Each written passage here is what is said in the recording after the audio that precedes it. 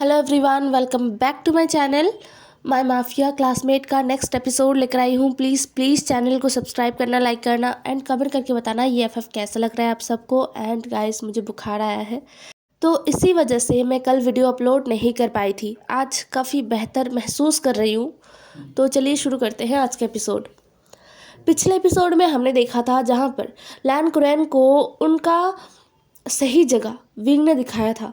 लैन Curran हर बार आएंगे और अपनी मर्ज़ी से विंग के साथ किसी भी तरीके से बिहेव करके चले जाएंगे। वो विंग को टॉर्चर करेंगे, विंग को धमकाएंगे और विंग हर बार चुपचाप वो सहता रहेगा। ये तो नहीं हो सकता ना। इस बार विंग ने लैन कुरैन को अच्छे से समझा दिया था कि विंग अब उनके इशारों पर नहीं नाचने वाला। विंग के पास खोने के लिए अब कुछ बचा नहीं है, तो वो विंग को अपने इशारे पर नचा नहीं सकते।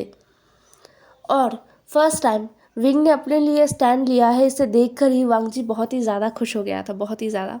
वांग जी जल्द से जल्द अपना काम ख़त्म करके वापस बीजिंग आ गया था। अब हम आगे देखते हैं। वांग जी ने देखा था कि विंग अपने रूम के बालकनी से वांग जी को देख रहा था, लेकिन कुछ ही देर बाद विंग चला गया था वापस रूम के अंदर। वांग जी ने बस हंसा, उसने कुछ कहा नहीं। वो चुपचाप विला के अंदर चला गया था। सारे सर्वेंट्स वांग जी को वेलकम करने के लिए खड़े थे। वांग जी उनको बस अपना सर हाँ में हिलाकर उनके सारे ग्रीट को एक्सेप्ट करता है और फिर अपने बेडरूम में चला जाता है। वहाँ पर जाके वो देखता है कि विंग सो रहा है, मतलब उसने अपनी आंखों को बंद करके रखा है और वो लेटा हुआ है चुपचाप। अब ये बात वांग जी को पता है कि विंग सोया नहीं है और विंग को भी पता है कि वो नहीं सोया है, लेकिन वो अभी वांग जी से बात नहीं करना चाहता। उसे बहुत ज़्यादा गुस्सा आ रहा है वांग जी पर, बहुत ही ज़्यादा। इसलिए वो अभी उससे बात नहीं करना चाहता। विंग जो चुपचाप अपनी आंखों को बंद करके लेटा हुआ था, वांग जी ने कुछ देर बस विंग को देखता रहा। उसे डिस्टर्ब नहीं किया वांग जी ने। फिर वो चला गया वॉशरूम, एकदम शावर लेके फ्रेश होके बाहर आया और सीधा बेड पर लेट गया। उसने बस ट्राउज़र पहना हुआ था और उसका अपर बॉडी एकदम नेकेड था। वैसे ही वो लेटा हुआ था। वांग जी अभी अभी शावर लेके बाहर आया है, तो उसके बॉडी से एक बहुत ही फ्रेश स्मेल आ रहा था शावर जेल का, जो विंग महसूस कर पा रहा था। विंग ने अपनी मुट्ठियों को कस लिया था। वो वांग जी को इग्नोर करने वाला है। अभी लगभग रात के 11 बज चुके थे। वांग जी ने विंग को देखा और पूछा, क्या तुमने खाना खाया? विंग ने कोई जवाब नहीं दिया, जैसे कि उसने वांग जी की बातों को सुना ही नहीं। वांग जी ने फिर से कहा, आज तुमने अच्छा काम किया। इस बार भी विंग ने कोई जवाब नहीं दिया, लेकिन इस बार के सवाल ने विंग को गुस्सा ज़रूर दिला दिया था। वो शांत था, लेकिन वांग जी समझ सकता था कि उसके अंदर गुस्सा एकदम उबल रहा है। थोड़ा गुस्से को बढ़ाने के लिए वांग जी ने कहा, मुझे लगा था कि तुम पहले जैसे ही वीक हो, लेकिन नहीं, तुम थोड़ा सा स्ट्रांग तो हुए हो। अच्छी बात है। इस बार भी वांग जी के सवाल का या फिर वांग जी की बातों का विंग ने कोई जवाब नहीं दिया।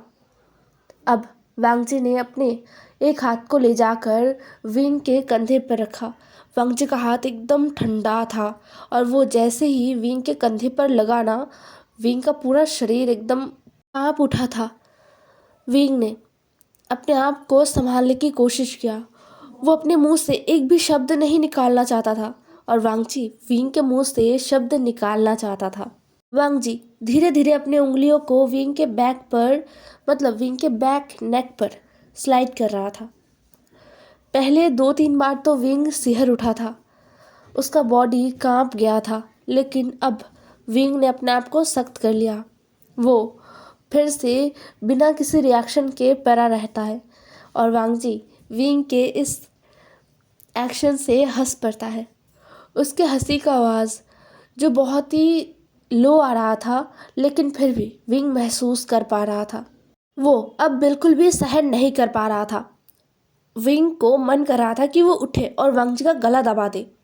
वो बस वांग जी के किसी और बात का इंतज़ार कर रहा था जिसमें वो जवाब दे सके। अब वो चुप नहीं रहेगा, लेकिन वांग जी सडनली चुप हो गया था, एकदम ही चुप।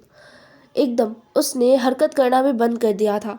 लेकिन उसका हाथ अभी भी विंग के नेक पर था और वो मूव नहीं कर रहा था, बस एक जगह पर ही था। विंग जो वेट करता रहा। लगभग 5 मिनट बाद वांग जी ने कहा, मुझे भूख लगा है। जिसे सुनकर विंग हैरान हो गया। वो तो तैयार हो रहा था वांग जी पर अपने गुस्से को उतारने के लिए। जो जो कुछ अंकल ने कहा था उन सब को वो वांग जी पर उतारने वाला था। अंकल कुरैन का गुस्सा और साथ में उसे यहाँ पर कैद किया गया है इसका गुस्सा भी वो वांग जी पर उतारने के लिए तैयार था। लेकिन वांग जी का ये कहना कि मुझे भूख लगा है, विंग एकदम ही स्पीचलेस हो गया था। उसे समझ नहीं आ रहा था कि वो क्या कहे, इसलिए वो चुप था और समझने की कोशिश कर रहा था कि इस मौके पर उसे क्या कहना चाहिए या फिर चुप रहना चाहिए। तभी वांग जी ने दोबारा कहा, वी आई एम हंग्री। मैंने सुबह से कुछ नहीं खाया। ये सुनकर विंग बेचैन हो गया। उसे नहीं होना चाहिए था ना, लेकिन वो हो गया बहुत ज़्यादा। क्या सुबह से कुछ नहीं खाया? ये इंसान करता क्या है? मतलब इसके पास पैसे की कमी थोड़ी है, तो फिर इसने सुबह से कुछ क्यों नहीं खाया? क्या ये इतना बिजी हो गया? क्या कोई इंसान इतना बिजी हो सकता है कि वो सुबह से कुछ ना खाए अगर वो मजबूर ना हो तो? विंग ने अपनी ज़िंदगी में उन इंसानों को भूखे रहते हुए देखा है जिनके पास खाने के लिए पैसे ना हो, और उन इंसानों को खाना वेस्ट करते हुए देखा है जिनके पास बहुत सारा पैसा हो। खैर, विंग अपने सोच में था, तभी उसने वांग जी की आवाज़ को फिर से सुना। वांग जी फिर से एक डिमांडिंग टोन में कहता है, वी तुम सुन रहे हो? मुझे भूख लगा है। अब विंग अपने आप को रोक नहीं पाया, उसने जवाब दे ही दिया, किसी किसी सर्वेंट से कह दो, वो तुम्हें खाना दे देंगे। ये कहते हुए विंग चुप हो गया। वो मुड़ा भी नहीं वांग जी की तरफ।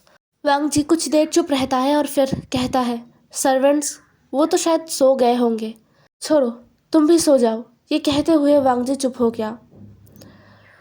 विंग कुछ देर इंतज़ार करता है, शायद वांग जी कुछ और कहेगा, लेकिन नहीं, वांग जी ने दोबारा कुछ नहीं कहा, जिससे विंग परेशान हो गया। वांग जी भूखा सो जाएगा, ये सोचकर ही विंग को बुरा लग रहा था। वो चाहे कितना ही गुस्सा क्यों ना हो, वो वांग जी को ऐसे भूखा तो नहीं रहने दे सकता। वो भी वांग जी ने खुद से कहा है कि उसे भूख लगा है। विंग से अच्छा शायद वांग जी को और कोई जान नहीं सकता। इसीलिए विंग को पता है अगर वांग जी को भूख नहीं लगता तो वांग जी कभी नहीं कहता। विंग अब चुपचाप नहीं रह पाया। वो उठकर बैठ गया और वांग जी की तरफ देखा।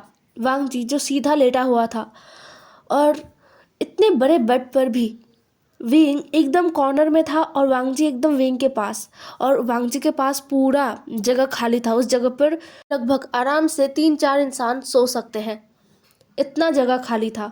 लेकिन वांग जी एकदम विंग से सटा कर सोया हुआ था। वांग जी एकदम सीधा लेटा हुआ था। उसका एक हाथ जो विंग के नेक पर था, अभी वो हाथ विंग के पिलो पर है, और दूसरा हाथ वांग जी ने अपने आंखों पर दे रखा था, जिससे विंग को समझ नहीं आ रहा था कि वांग जी जागा हुआ है या सो चुका है। कुछ देर वांग जी को देखते रहने के बावजूद विंग को समझ नहीं आया कि वांग जी जाग रहा है या सो चुका है। फिर विंग ने खुद को समझाया और अपना हाथ आगे बढ़ाया और वांग जी के कंधे पर अपना हाथ रखकर वांग जी को थोड़ा सा शेक किया और बोला, उठो वांग जी उठो। लेकिन वांग जी नहीं उठा। विंग को लगा कि वांग जी सो चुका है, लेकिन उसका दूसरा मन कह रहा था कि अगर सो भी चुका है फिर भी वांग जी को उठाना चाहिए और उसे कुछ खिलाना चाहिए, कुछ खाने के लिए देना चाहिए उसे, वरना ऐसे भूखे पेट सो जाना ये सही बात नहीं है। इसलिए विंग ने वांग जी को फिर से जगाने की कोशिश किया और इस बार थोड़ा ज़ोर से हिलाया। वांग जी के बॉडी को थोड़ा ज़ोर से हिलाया और कहा, वांग जी उठो। लेकिन फिर भी वांग जी नहीं उठा। फिर विंग ने वांग जी को कहा, लंजा उठो। बस एक बार विंग ने लंजा कहा और वांग जी तुरंत अपने आंखों के ऊपर से हाथ हटा देता है और वांग जी विंग की तरफ देखने लगता है। उन दोनों का तुरंत ही आई कांटेक्ट होता है, क्योंकि विंग वांग जी को देख ही रहा था। जैसे ही उन दोनों का आई कांटेक्ट हुआ ना, विंग को एक अजीब सा फील हुआ, एक अजीब सा सेंसेशन उसके पूरे बॉडी में उसने फील किया, जिससे विंग पहचानता है ये काफ़ी पुराना है। पहले भी जब बहुत ज़्यादा इंटेंसली वांग जी उसे देखा करता था तब यही फील विंग कर पाता था। ऐसा ही सेंसेशन अपनी बॉडी पे फील करता था विंग।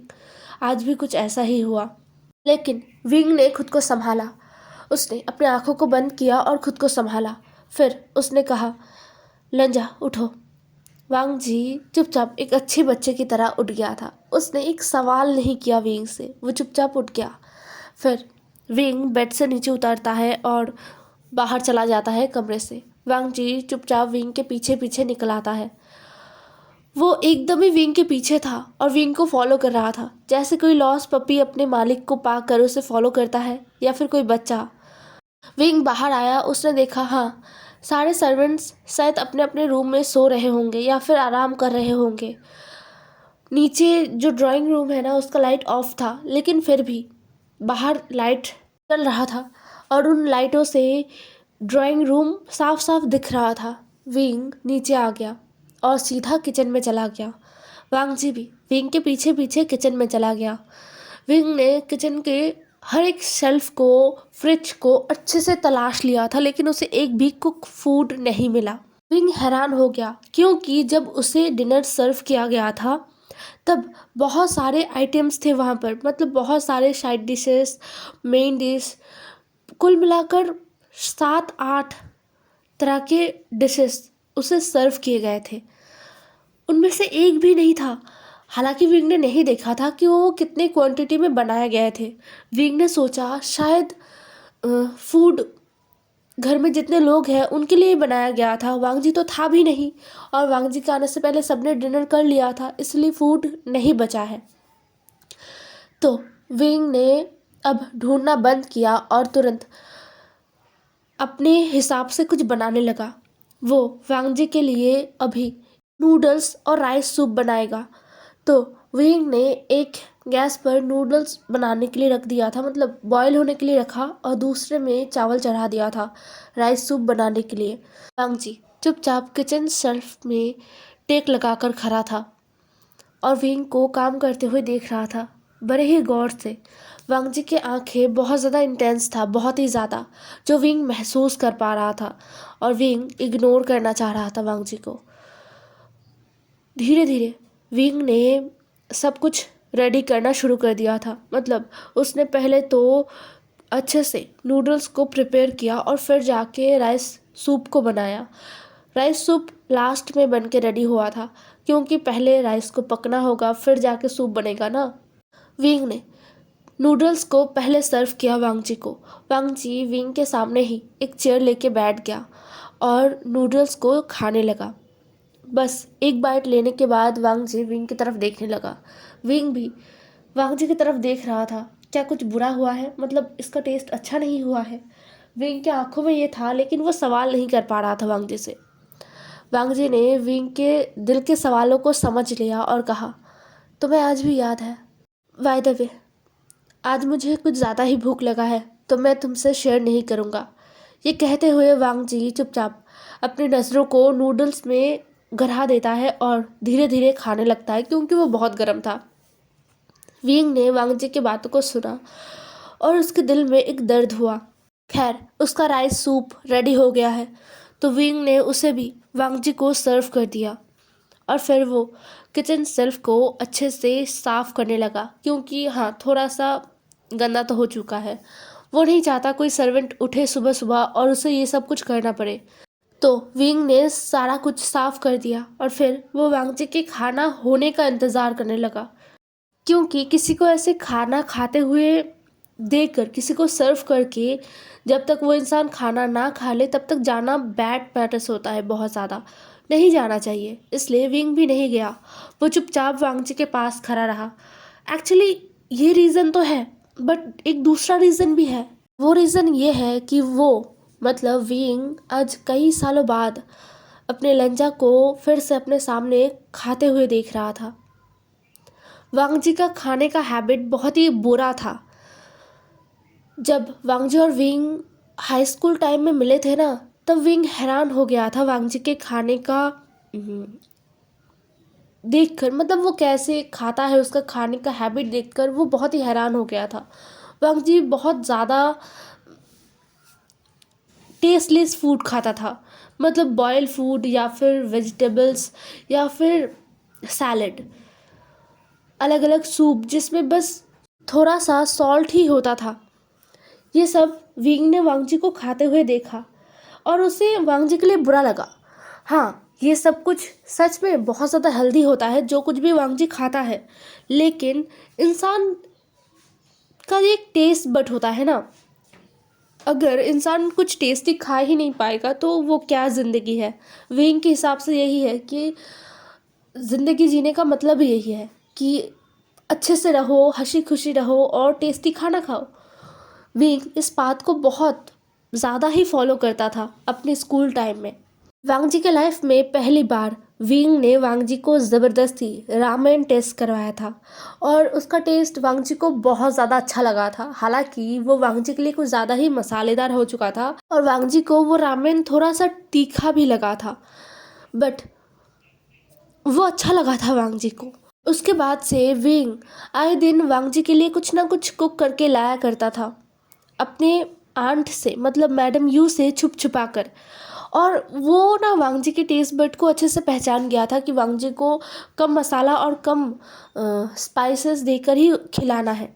और फिर धीरे धीरे वांगजी का पूरा जो टेस्ट बड है ना उसको ही विंग ने चेंज कर दिया था, जिसकी वजह से उनके शादी के बाद जब विंग लैन हाउस रहने के लिए गया था ना, तब लैन कुरैन ने, मतलब अंकल लैन ने विंग को बहुत सारे बातें सुनाया था और विंग को बहुत डांटा भी था, क्योंकि उनके हिसाब से कि लैंस हमेशा ही उस तरीके का फूड ही प्रेफर करते हैं जिसमें एकदम ही मसाला ना हो और बॉयल फूड हो और हेल्दी हो। लेकिन विंग की वजह से वांगजी अपने हेल्थ को भूल ही गया है और वो सारे मसालेदार फूड्स और वगैरह वगैरह जो वांगजी को नहीं खाना है वो खा रहा है वांगजी। आज काफ़ी दिनों बाद वांगजी को अपने सामने खाते हुए देखकर विंग पुराने यादों में खो गया था। फिर वो वापस आया अपनी यादों से। वांगजी तब तक अपने नूडल्स का जो बोल है ना उसको और सूप का जो बोल है उसको धो चुका है। वो एकदम उन चीज़ों को अच्छे से साफ़ करके रख देता है, क्योंकि विंग ने जिसमें वो उसने नूडल्स बनाया था, जिसमें उसने सूप बनाया था, वो सब कुछ वो ऑलरेडी साफ़ कर चुका है। खैर, वांगजी ने अपना काम किया और फिर उसने विंग की तरफ देखा और कहा, चले। विंग ने बिना कुछ कहे आगे बढ़ना सही समझा, इसलिए वो आगे चला गया। वांगजी विंग के पीछे पीछे आने लगा। वो सीढ़ियों पर आए और सीढ़ियाँ चढ़ने लगे। तभी पीछे से वांगजी ने कहा, कल शॉपिंग पर जाना है। ये सुनकर विंग हैरान हो गया। उसने बिना पीछे मुड़े कहा, मुझे कहीं नहीं जाना। ये कहते हुए विंग ने अपना चलने का स्पीड बढ़ा दिया, लेकिन वो एक कदम भी आगे बढ़ नहीं पाया। उससे पहले ही वो हवा में उड़ गया। उसने महसूस किया कि वो हवा में है। तभी वांगजी का आवाज़ विंग के कानों में आया। वांगजी ने कहा, मैं थका हुआ हूँ, अभी मैं तुमसे बहस करने के मूड में नहीं हूँ। मैंने बस तुम्हें अपना डिसीजन बता दिया है। कल हम शॉपिंग पर जाने वाले हैं, तो तैयार रहना। ये कहते हुए वांगजी विंग को अपनी बाहों में लेकर ही ऊपर उठ गया। विंग, जो वांगजी के इस बिहेवियर से बहुत ही ज़्यादा परेशान हो गया, उसने मन में सोचा कि वो क्यों ही उठा, क्यों ही इस इंसान के लिए वो उठ गया रात को और उसने इस इंसान के लिए खाना भी बना दिया। क्यों? वो पागल है, उसे नहीं बनाना चाहिए था। अब उससे रिग्रेट हो रहा था बहुत ज़्यादा, लेकिन अब वो क्या ही कर सकता है। इसलिए विंग बस अपने आप को छुड़ाने की कोशिश करता रहा, लेकिन वो नाकामयाब है।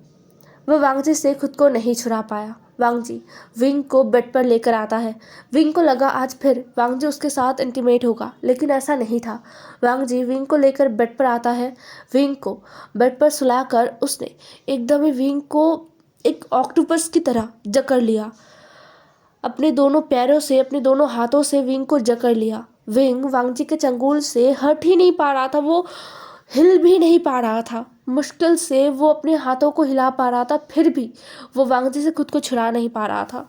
विंग ने कहा, मुझे छोड़ो, तुम मुझे ऐसे पकड़ नहीं सकते, मुझे सोना है, मैं ऐसे नहीं सो सकता। वांगजी ने बहुत ही केयरलेसली कहा, अगर तुम ऐसे नहीं सो सकते तो तुम जागे रहो। ये कहते हुए वांगजी ने अपने आंखों को बंद कर लिया और विंग इरिटेटिंगली वांगजी को देखता रहा। अब तो विंग अपने हाथों को भी हिला नहीं पा रहा था क्योंकि वांग जी ने उसे बहुत कसकर पकड़ लिया था, जिससे विंग इरिटेट हो गया बहुत ज़्यादा। उसने कुछ देर वांग जी को देखा इस आस में कि वांग जी सो जाएगा तो उसे छोड़ देगा, लेकिन उसे खुद ही पता नहीं चला कि वो कब सो गया वांग जी को देखते देखते। और विंग के सोने के बाद जाके वांग जी ने अपने आँखों को खोला था। वो अब तक नहीं सोया था, विंग सो चुका था। वांग जी के बाहों में ही वो सो चुका था। विंग के सोने के बाद वांग जी ने धीरे से विंग को छोड़ा और सीधे होकर लेट गया और अपने एक हाथ से विंग को अपने चेस्ट पर लाकर रख दिया। विंग का पूरा बॉडी वेट वांग जी के ऊपर था, विंग का सर वांग जी के चेस्ट पर था। अब जाके उसे बहुत ज़्यादा शांति मिल रहा था, बहुत ज़्यादा। इतना सुकून क्यों मिलता है, क्यों? उसे नहीं समझ आता कि इस ओमेगा में ऐसा क्या है जो वांग जी को इतना सुकून दे जाता है, क्या है? खैर, इस सवाल का जवाब तो वांग जी के पास नहीं है। क्या आप लोगों को पता है कि वांग जी को क्यों इतना सुकून आता है? अगर है तो बताना। और हाँ, बताना कल वांग जी शॉपिंग पर तो जाने वाला है, क्या ये नॉर्मल शॉपिंग होगा? ऑफ कोर्स नहीं। तो कल मिलेंगे, बाय बाय। और बुखार ठीक हो जाए फिर मैं वन शॉट लाऊंगी अपने दूसरे चैनल में, ठीक है? अभी तो मैं सही हालत में नहीं हूँ, मेरा आवाज़ बहुत ज़्यादा ही ख़राब आ रहा है, बहुत ही ज़्यादा। तो बाय बाय, कल मिलेंगे एक न्यू एपिसोड में।